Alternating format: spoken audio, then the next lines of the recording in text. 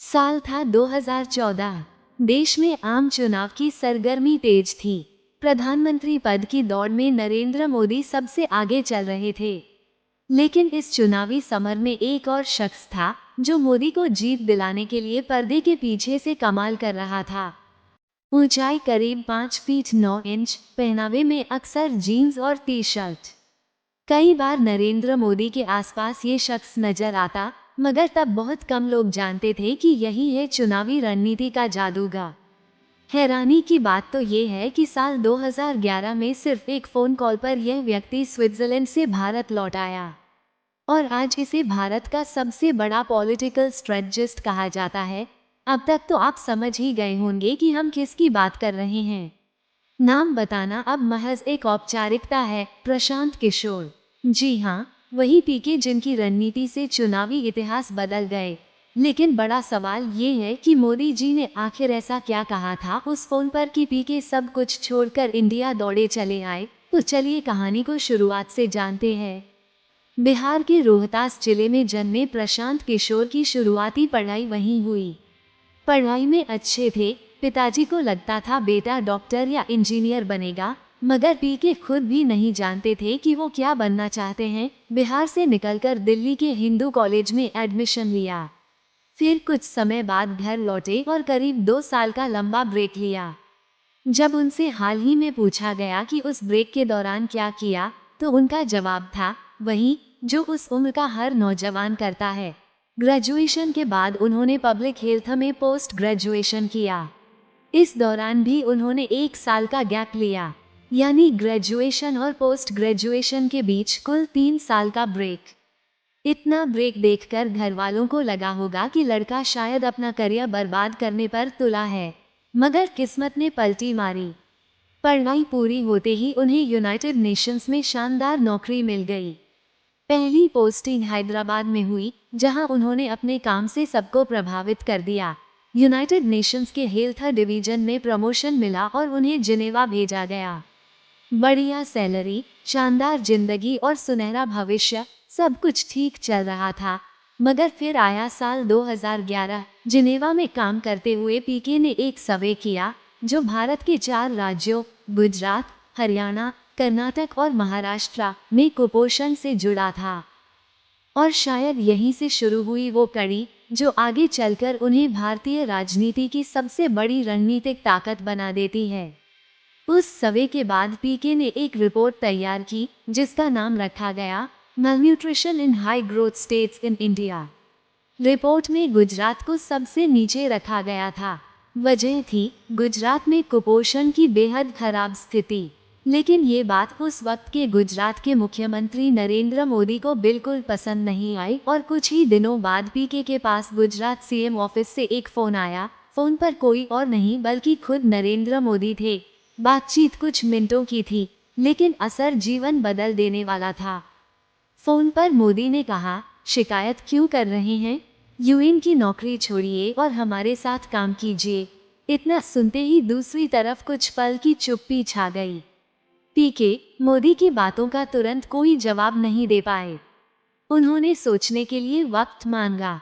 ये ऑफर बड़ा था, लेकिन एक मिडिल क्लास लड़के के लिए जोखिम भी उतना ही बड़ा। राजनीति में काम करना मतलब हर दिन नई चुनौती, नया संघर्ष।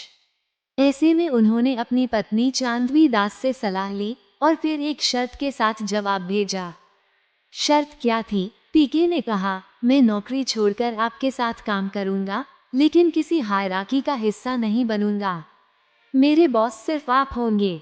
मैं सीधे आपको रिपोर्ट करूंगा। मोदी ने हामी भरी और साल 2011 में प्रशांत किशोर मोदी की टीम से जुड़ गए। ये वही वक्त था जब गुजरात विधानसभा चुनाव पास आ रहे थे। पीके ने मोदी के लिए स्पीच लिखनी शुरू की, कैंपेन आइडियाज तैयार किए और देखते ही देखते आइडियाज हकीकत में बदलने लगे। धीरे धीरे वे मोदी टीम के सबसे भरोसेमंद सदस्य बनते गए। लेकिन तब तक पीके को न कोई जानता था, न मीडिया कोई तवज्जो देता था, क्योंकि वो काम करते थे जिसे प्रोफेशनल भाषा में पब्लिक रिलेशन यानी पीआर कहा जाता है। पीआर क्या है? सीधा सा मतलब किसी नेता, अभिनेता या ब्रांड की छवि जनता के सामने बेहतर तरीके से पेश करना।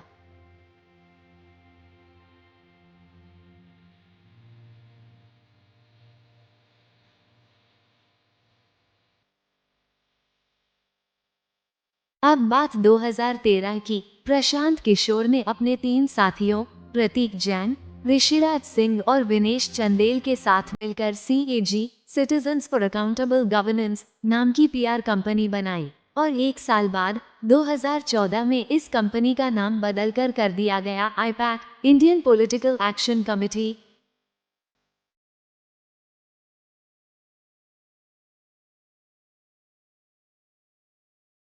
और फिर आया वो साल 2014।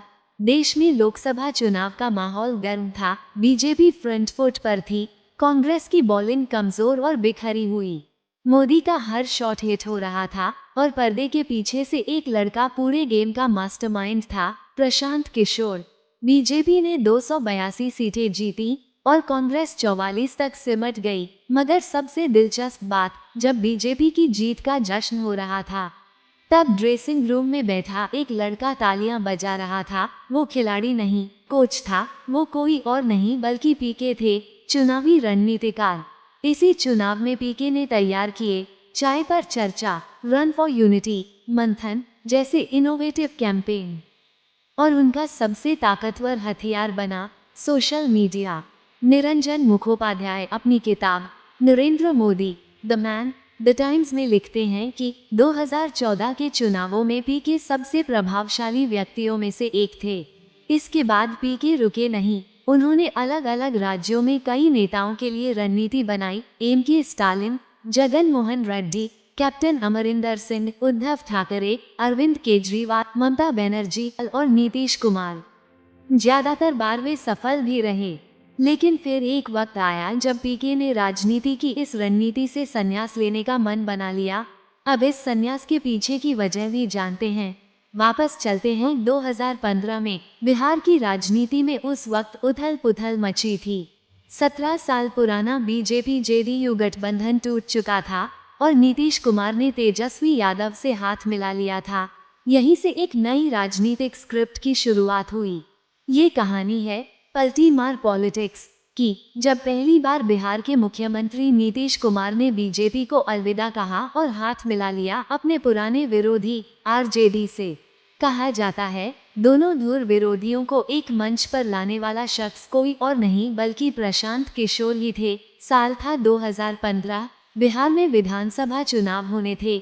एक तरफ महागठबंधन बन चुका था, JDU और RJD का गठजोड़, तो दूसरी ओर बीजेपी को पहली बार पूरी उम्मीद थी कि वो अकेले दम पर सत्ता में आ सकती है और बिहार को अपना मुख्यमंत्री दे सकती है, जो इससे पहले कभी नहीं हुआ था। इस उम्मीद के पीछे वजह साफ थी। नरेंद्र मोदी हाल ही में ऐतिहासिक जीत के साथ देश के प्रधानमंत्री बने थे और उनकी लोकप्रियता हिंदी पट्टी में चरम पर थी। बिहार का चुनाव भले CM के लिए था, लेकिन बीजेपी मोदी के चेहरे पर ही चुनाव लड़ रही थी। लेकिन इस बार मोदी का मुकाबला महागठबंधन से था, जिसमें न केवल 2 विरोधी साथ आ चुके थे, बल्कि उनके पीछे खड़ा था एक रणनीतिकार पीके। और फिर जब नतीजे आए तो इतिहास ने खुद को पलट दिया। बीजेपी को शिकस्त मिली। पर्दे के पीछे से काम कर रहे प्रशांत किशोर इस जीत के नायक बन चुके थे। फिर आया 2018। नीतीश कुमार ने पीके को अपने करीब ला लिया और राजनीति में उनकी एंट्री करवाई। सीधा प्रवेश, कोई विधायक सांसद नहीं, सीधे बना दिया गया JDU का राष्ट्रीय उपाध्यक्ष। ये किसी भी नए चेहरे के लिए बहुत बड़ी बात थी। सभी को लगा कि पीके अब पर्दे के पीछे नहीं, सामने से राजनीति करेंगे। सब कुछ अच्छा चल रहा था, मगर 2019 के दिसंबर महीने में देश की राजनीति ने करवट ली। CAA यानी नागरिकता संशोधन कानून आया। देश 2 हिस्सों में बंट गया, कोई समर्थन में तो कोई विरोध में। JDU, जो अब दोबारा बीजेपी के साथ थी, ने CAA का समर्थन कर दिया। यहीं से पीके का विरोध शुरू हुआ। उन्होंने पार्टी लाइन के खिलाफ जाते हुए ट्वीट कर दिया और ट्वीट में साफ लिखा, CAA संसद में बहुमत से पास हो गया है, लेकिन अब देश की आत्मा को बचाने की जिम्मेदारी 16 गैर बीजेपी मुख्यमंत्रियों पर है।